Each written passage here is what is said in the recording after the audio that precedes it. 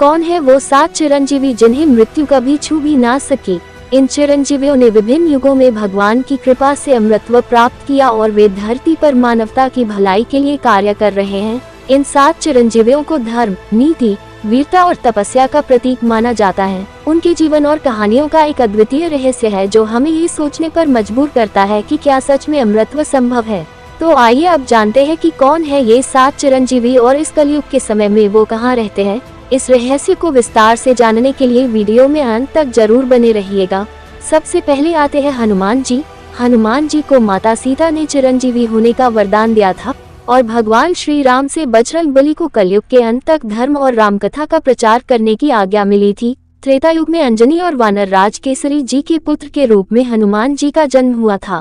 हनुमान जी जब माता सीता की खोज में लंका तक पहुँचे और देवी सीता को श्री राम का संदेश दिया, तब इससे प्रसन्न होकर देवी सीता ने इन्हें अजर अमर रहने का वरदान दिया था। महाभारत के वन पर्व अध्याय के 151 के अनुसार जब एक बार भीम द्रौपदी के लिए पुष्प लेने गंधमादन पर्वत जा रहे थे, तब उनकी मुलाकात हनुमान जी से हुई थी। इसलिए ऐसा माना जाता है कि हनुमान जी आज भी वही पर्वत में विराजमान है और प्रभु राम की भक्ति में लीन रहते हैं।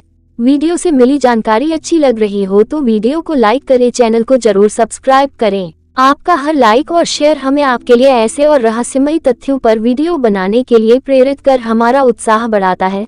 दूसरे है भगवान परशुराम, जिन्हें भगवान विष्णु का छठा अवतार माना जाता है। उनका जन्म ऋषि जमदग्नि और पत्नी रेणुका के घर हुआ था। इनका प्रारंभिक नाम राम था। राम की तपस्या से प्रसन्न होकर शिवजी ने उन्हें फरसा भेंट में दिया था। इसके बाद से ही राम परशुराम कहलाए गए। परशुराम एक महान योद्धा थे जो कि ब्राह्मण और क्षत्रिय दोनों गुणों के धनी थे। एक बार जब उनके पिता ऋषि जमदग्नि का अपमान हुआ तो परशुराम जी ने ये प्रण लिया कि वह अत्याचारी क्षत्रियों का संहार करेंगे। अपने इस संकल्प को पूरा करते हुए उन्होंने 21 बार पृथ्वी को अत्याचारी क्षत्रियों से मुक्त कर दिया था। महाभारत काल के समय में उनका निवास महेंद्रगिरी पर्वत ही था और आज कलयुग में भी वो इसी पर्वत पर तपस्या में लीन होकर कल की अवतार की प्रतीक्षा कर रहे हैं। तीसरे स्थान पर है महर्षि वेद व्यास जी। उन्हें अपने पिता ऋषि पराशर के द्वारा अमरता का वरदान प्राप्त था। उन्होंने ही चारों वेद, महाभारत, 18 पुराण और भागवत गीता लिखी थी। वे एक ऐसे विद्वान थे जो भूत, वर्तमान और भविष्य तीनों देख सकते थे। महर्षि वेद व्यास ने भगवान कल्कि के जन्म से पहले ही उनके अवतार के बारे में ग्रंथों में लिख दिया था।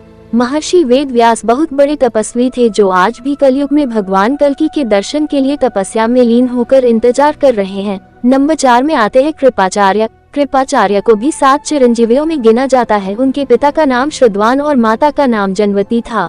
कृपाचार्य का जन्म एक विशेष स्थिति में हुआ था। जब ऋषि श्रुतवान तपस्या कर रहे थे तब इंद्रदेव ने उनकी तपस्या को भंग करने के लिए एक अप्सरा को भेजा था। इस प्रकार उनकी तपस्या भंग हुई और उससे उन्हें 2 संतान प्राप्त हुई, एक पुत्र और पुत्री। पुत्र का नाम कृप और पुत्री का नाम कृपी रखा गया। इसके बाद कृपाचार्य को हस्तिनापुर के राजा शांतनु ने अपनाया, जिनका लालन पालन राजकुमारों की तरह हुआ। कृपाचार्य एक महान गुरु और आचार्य थे। उन्होंने न केवल युद्ध कला सीखी बल्कि धर्म और नीति की भी शिक्षा ली।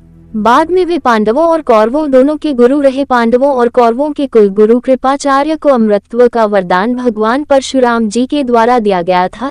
इसकी कहानी महाभारत महाकाव्य के अनुसार है, जिसमें परशुराम जी ने कृपाचार्य को उनकी अद्भुत गुणवत्ता और निष्कलंक भक्ति के लिए प्रशंसा करते हुए उन्हें अमरत्व की विशेषता दी। चिरंजीवी होने के अनुसार वह आज भी पृथ्वी पर जीवित है और ऋषियों के बीच रहकर धर्म और नैतिकता का प्रचार करते हैं। 5वें स्थान पर है अश्वत्थामा। गुरु द्रोणाचार्य जी के पुत्र अश्वत्थामा महाभारत काल से इस धरती पर मौजूद है।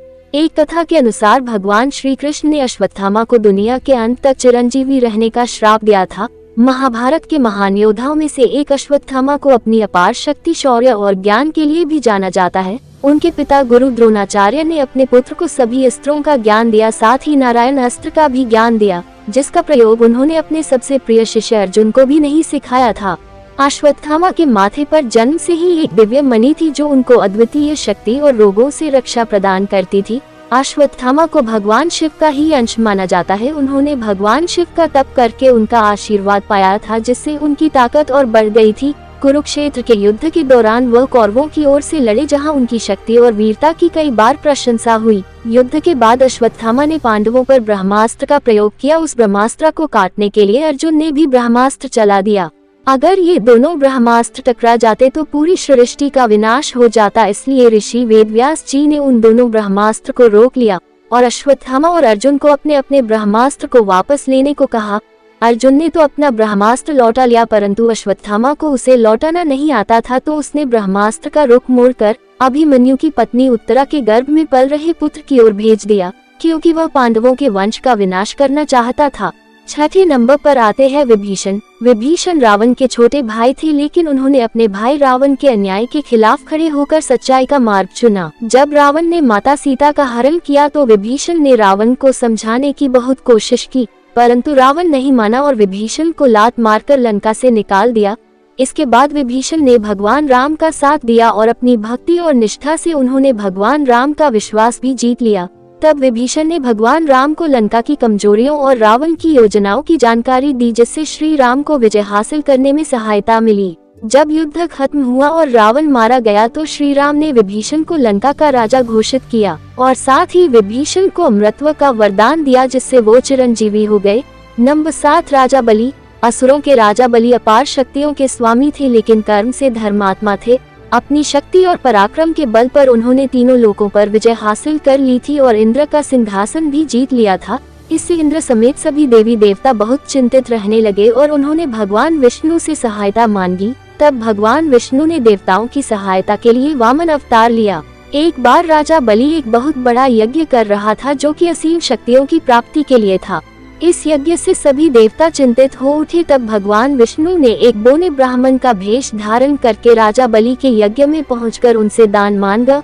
राजा बलि ने ब्राह्मण का स्वागत किया और उनकी इच्छा जाननी चाहिए। तब वामन अवतार ब्राह्मण ने 3 पग भूमि दान में मांगी, जिसे राजा बलि ने विनम्रता से स्वीकार करते हुए कहा कि आपकी जहां इच्छा हो वहां 3 पग रख दो। तभी दैत्य गुरु शुक्राचार्य ने राजा बलि को चेतावनी देते हुए कहा कि यह कोई साधारण ब्राह्मण नहीं है, बल्कि स्वयं श्री हरि विष्णु है, जो तुम्हारे साम्राज्य को समाप्त करने आए हैं।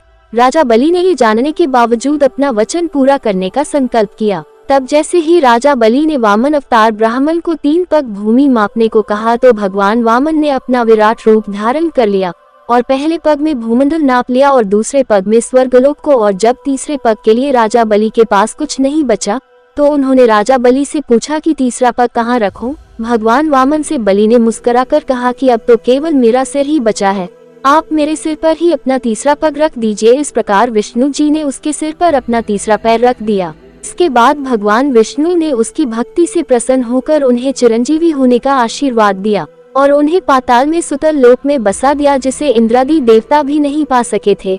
वे अब भी सुतल लोक में विराजमान हैं और कलयुग के अंत तक वह इसी लोक में विराजमान रहेंगे। कलयुग में जब अधर्म अपनी चरम सीमा पर होगा तब भगवान विष्णु कल्कि का अवतार लेकर धरती पर आएंगे और ये 7 चिरंजीवी कली को परास्त करने में भगवान कल्कि की सहायता करेंगे। वीडियो में अंत तक बने रहने के लिए आपका धन्यवाद। जाते जाते कमेंट बॉक्स में जय श्री हरि विष्णु जरूर लिखें।